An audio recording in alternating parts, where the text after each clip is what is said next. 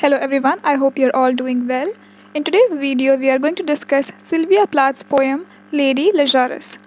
तो पोएम शुरू करने से पहले Lady Lazarus, we need to understand the meaning of the word Lady Lazarus. So this was a character from Bible जिनकी death हो गई थी और उसके 3 दिन बाद उन्हें मौत से वापस लेके आया था, लाइक रिजरेक्ट किया गया था उनके मरने के बाद. So as we know, Sylvia Plath also tried to commit suicide twice. She tried. So at the age of 21, she was trying to attempt suicide, but she was saved by just in the nick of time. और 30 में जब उन्होंने final attempt किया, that time she actually died. तो यहाँ पे जो Sylvia Plath है वो अपने आप को कंपेयर कर रहे हैं लेडी लजारस से, क्योंकि वो भी मरने के बाद वापस आई थी, जैसे कि सिल्विया प्लाथ को मरने के बाद वापस लाया गया था. But through out the poem हमें देखने मिलेगा कि वो अपने आप को, जो लेडी लजारस जो है, जो मरने के बाद जो ज़िंदा हो चुकी थी, उससे ज़्यादा जो लेडी लजारस कब्र में थी, जो कॉफिन के अंदर थी, उससे अपने आप को वो ज़्यादा क्लोज पाती है, या उससे वो अपने आप को कंपेयर कर रही हैं. तो हमें जो पोएम है ये पढ़ने यहाँ पे देखने मिलेगा सब कुछ. काफ़ी इंटरेस्टिंग पोएम है. टोटल 28 स्टैंजाज हैं, लेकिन डरिए मत, 3-3 लाइन के छोटे छोटे सी लाइंस हैं. काफ़ी क्विक उन्होंने जो पोएम है वो लिखी. और ये पोएम ऐसे कि आप एक बार पढ़ना शुरू करेंगे तो आप रुक नहीं पाएंगे. You would want to read it all the way. So I will try to describe whatever is happening in the poem, और मैं उसको जितना ईजी कर सकती हूँ I will try to do that. If you have any questions let me know in the comment section. So let's begin. I have done it again. 1 year in every 10, I manage it. तो अब इधर शुरुआत में हमें नहीं पता चल रहा है कि वो प्लाथ किसके बारे में बात कर रही है. तो वो कह रही है कि आई हैव डन इट अगेन, मैंने ये वापस किया है. 1 in every 10, I manage it, यानी हर 10 साल में एक बार जो है मैं मैनेज कर लेती हूँ ये करना. A sort of walking miracle, my skin bright as Nazi lampshade, my right foot a paperweight, my face a featureless fine Jew linen. तो अब यहाँ पे जैसे कि हम जानते हैं कि जो सिल्विया प्लाथ है, उन्होंने जब ये सारी पोएम्स वगैरह लिखी है उस वक्त हॉलोकॉस्ट हुआ था, यानी जो है नाजीज़ जो थे वो जूस को मार रहे थे और कंसंट्रेशन कैंप्स और ये सब कुछ चल रहा था. तो इसके बहुत सारे जो रेफरेंसेस हैं हमें सिल्विया प्लाथ की पोएम में देखने के लिए मिलेगा. तो इसका एक जो सैम्पल है, it's going to a bit gruesome, like थोड़ा अजीब सा फैक्ट है, but you will have to listen to it. तो ऐसा माना जाता है कि नाजी कैंप में जब जू लोगों को मार दिया जाता था, जब वो मर जाते थे, उसके बाद वो क्या करते थे, इन जू लोगों की स्किन निकाल लेते थे या उनके बॉडी पार्ट निकाल लेते थे और उससे लैम्प शेड या पेपर वेट जैसी चीज़ें बना के मार्केट में दे दिया करते थे उन इंसानों की स्किन से जो मर चुके हैं, जिन्हें मारा है इन लोगों ने. तो वो क्या कह रही है कि a sort of walking miracle my skin, क्योंकि वो मर के वापस आ चुकी है. तो वो कह रही है कि मेरी जो स्किन है ये एक मिरेकल की तरह है. Bright as a Nazi lampshade, जैसे कि नाजी का जो लैम्प शेड वो लोग बना के बेचा करते थे या बनाया करते थे, वैसी ब्राइट मेरी स्किन है. My right foot a paperweight, मेरा जो पैर है वो पेपर वेट की तरह है. जो पेपर वेट है यानी भारी सी चीज़ जिसकी वो बात करें, यानी इमोशन सैडनेस, इसकी वो बात कर रहे हैं. My face a featureless fine Jew linen.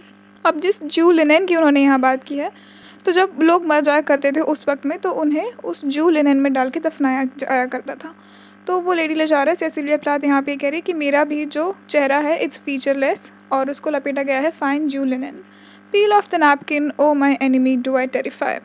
अब वो पील ऑफ द नैपकिन कह रही है, यानी वो कह रही है कि मेरे चेहरे पे से ये जो नकली या दिखावट, जैसे जब वो स्माइल करते हुए रहती, तो ये जो है ये दिखाने की स्माइल है, she is not actually smiling. तो वो कह रही है कि ये जो दिखाने की चीज़ें इनको हटाओ और तुम मेरा असली चेहरा देखो. ओ माई एनिमी. एनिमी कौन? वो लोगों को कह रही है, हम लोग सब या जो भी दुनिया है वो उन्हें कह रही है कि तुम मेरे दुश्मन हो.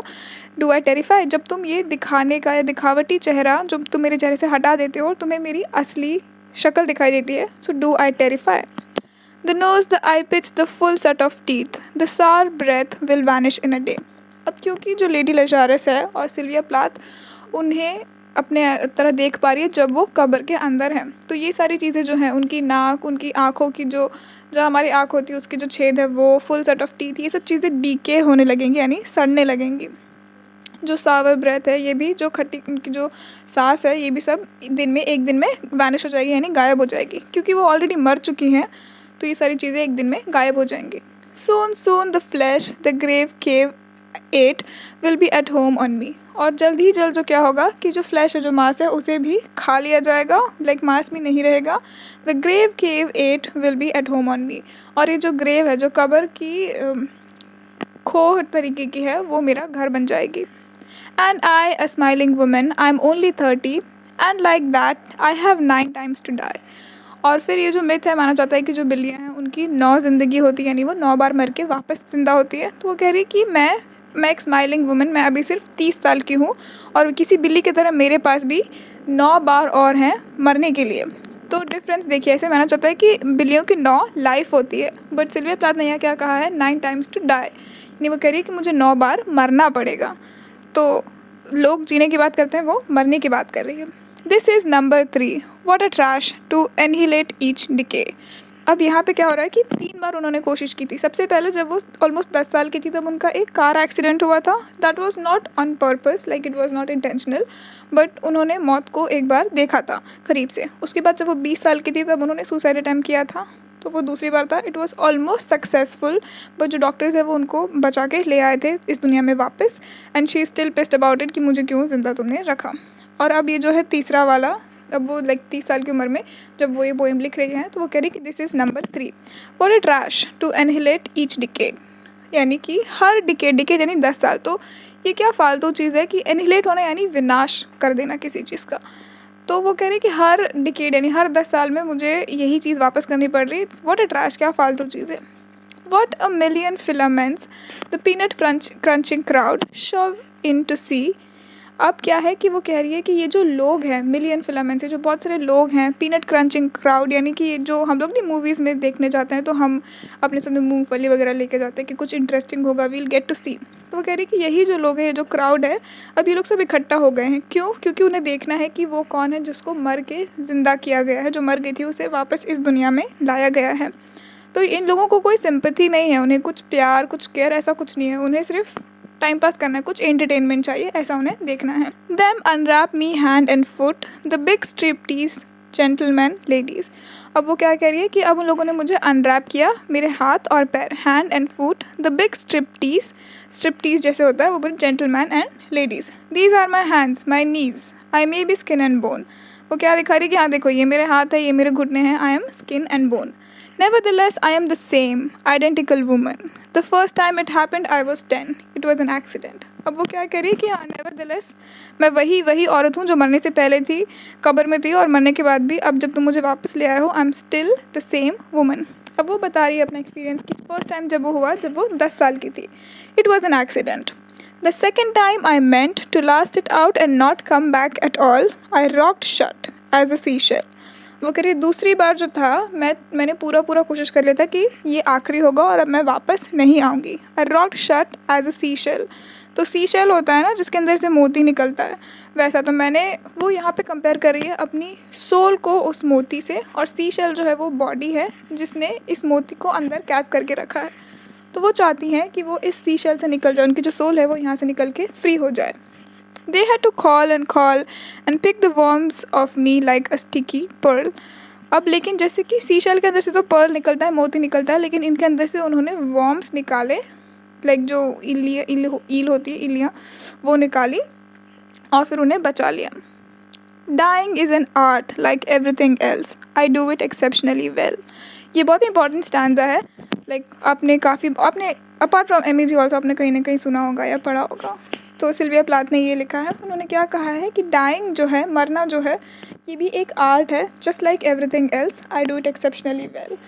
ये जो मरना है ये भी एक आर्ट है, और बाकी चीज़ों की तरह मैं इसे भी बहुत अच्छे से कर सकती हूँ या करती हूँ। वो क्यों इतना अच्छे से करती हैं? क्योंकि वो बार बार करती हैं। लोग जो है वो एक ही बार मरते हैं, और वो भी जानबूझ के तो नहीं मरते, गलती से ही मरते, एज इन लाइक इंटेंशनली नहीं मरते। ये इंटेंशनली कोशिश करती है, और इसीलिए इन्होंने जो है उसमें परफेक्शन हासिल कर लिया है। I do it so it feels like hell. I do it so it feels real. I guess you could say I have a call.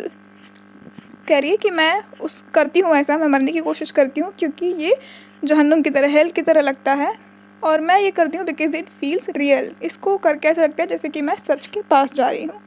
I guess you could say I have a call. I have a call यानी जैसे बोलते हैं I have a calling for anything, dancing, singing, की ये जो चीज़ है ये मेरी है, मैं इसको अच्छे से कर सकती हूँ। It's easy enough to do it in a cell. It's easy enough to do it and stay put. It's the theatrical. वो कह रही है कि ये आसान है करना अगर तुम सेल में हो, यानी तुम अपनी बॉडी में हो, it's easy enough to do it and stay put. ये आसान है कि तुम इसको करो और करते रहो, कोशिश करो, मतलब उसको छोड़ो मत, करते रहो। इट्स द थिएटर की तरह।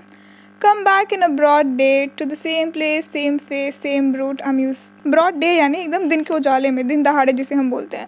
टू द सेम प्लेस, वही जगह, same face, same brute amuse shout. और तभी जो है लोग अम्यूज हो जाते हैं क्योंकि उनकी आवाज़ उन्हें दिख रहा है कि ये लड़की जो है मर के ज़िंदा हो गई है। तो वो उसको एक आवाज़ सुनाई देती है, a miracle that knocks me out, there is a charge. अब जो लोग हैं वो बोल रहे हैं कि ये तो मिरेकल है क्योंकि ये लड़की जो है मर के ज़िंदा हो गई है। तो वो आवाज़ सुन रही है, a miracle that knocks me out, there is a charge यानी क्योंकि अब जो लोग हैं फ्री बैठे हुए ना, फोकट के लोग हैं, उन्हें देखना है कि वो लड़की जो मर के ज़िंदा होकर वापस आई है। तो कह रहे कि इसके लिए भी एक चार्ज है कि तुम आओ, पैसे दो, टिकट जैसे लगता है वैसे उसे देखने के लिए तुम पैसे दो। For the eyeing of my scars there is a charge, for the hearing of my heart it really goes. For the eyeing of my scars यानी जो निशान पड़ चुके, क्योंकि उन्होंने सुसाइड कमिट करने की कोशिश किया तो उनके ऊपर कुछ ना कुछ निशान है, इमोशनल, मेंटल, फिजिकल, हर तरीके के। तो वो निशान को देखने के लिए there is a charge, there is a fees. For the hearing of my heart it really goes. ऐसे ही हर चीज़ के लिए जो है एक चार्ज है, एक फ़ीस है जो आपको पे करनी पड़ेगी। And there is a charge, a very large charge for a word or a touch or a bit of blood. फिर वो कह रही है कि और फिर वहाँ पे एक चार्ज है, एक बहुत बड़ा चार्ज है किसी शब्द के लिए या किसी टच के लिए या मेरे खून के लिए। और a piece of my hair or my cloth, so Herr doctor, so Herr enemy. या फिर मेरे बालों के एक टुकड़े के लिए या मेरे किसी कपड़े के लिए एक बहुत बड़ा चार्ज है। सो हर डॉक्टर, हर यानी HERR यानी जर्मनी में मिस्टर हुआ, तो मिस्टर डॉक्टर, सो मिस्टर एनिमी। जो डॉक्टर है वो उसे अपना एनिमी मान रही है। क्यों? क्योंकि जब वो मरना चाहती थी तो जो डॉक्टर है वो उसे बचा के इस दुनिया में वापस ले आया था। तो वो कंसिडर करती है कि उसके और मौत के बीच में सिर्फ एक ही उसका दुश्मन है जो कि है वो डॉक्टर। तो वो डॉक्टर ही उनके बीच में आ रहा है। I am your opus, I am your valuable, the pure gold baby. तो मैग्नम ओपस यानी किसी भी इंसान की जीवन में जो सबसे अच्छी वो चीज़ करता है, मान लीजिए अगर कोई राइटर है तो उसकी जो सबसे अच्छी बुक होगी वो उसका मैग्नम ओपस हो जाएगा। उसी तरीके से इस डॉक्टर के लिए जो है सिल्विया प्लाथ, उसकी मैग्नम ओपस है, उसकी ओपस है आई एम योर वैल्यूएबल। उसको बचाना क्यों ज़रूरी है? क्योंकि वो उसकी वैल्यूएबल है। द प्योर गोल्ड बेबी, वो सिल्विया प्लाथ जो है वो उस डॉक्टर के लिए गोल्ड बेबी की तरह है। That melts to a shriek, I turn and burn, do not think I underestimate your great concern. अब यहाँ पे देखिए, वो कह रही है कि मैं तुम्हारा वो गोल्ड बेबी हूँ जो कि पिघल रही है। वो पलटती है और वो जलती जाती है, पिघल रही है। और ये जो लाइन है, do not think I under estimate your great concern, ये काफ़ी सरकास्टिक लाइन है क्योंकि वो जानती है कि इन लोगों को, ये दुनिया को, इवन डॉक्टर, किसी को भी असल में उसकी चिंता नहीं है। तो इसीलिए वो सरकास्टिक में बोल रहे कि हाँ तुम लोग को जितनी चिंता है ना, योर ग्रेट कंसर्न, मुझे पता है कि तुम्हें बहुत चिंता है मेरी। Ash ash you poke and stir, flesh bone there is nothing here. यानी ऐश यानी राख जो होती है, पोक करना किसी को हम नहीं छेड़ते हैं, लाइक पिंच बार बार ऐसे उंगली से पोक करते हैं, और स्टर करना यानी हिलाना। तो वो कह रही कि तुम मुझे पोक कर रहे हो, स्टर कर रहे हो, मेरे जो फ्लैश है, जो बोन है, यहाँ पे कुछ भी नहीं है। A cake of soap, a wedding ring, a gold filling. अब ये भी कहा जाता है कि जो नाजीज़ थे वो जो उसको मार के उनकी बॉडी से जो भी मिलता था तो उससे कहीं सोप बना लिया करते थे, यानी साबुन जो होता है वो बना लिया करते थे।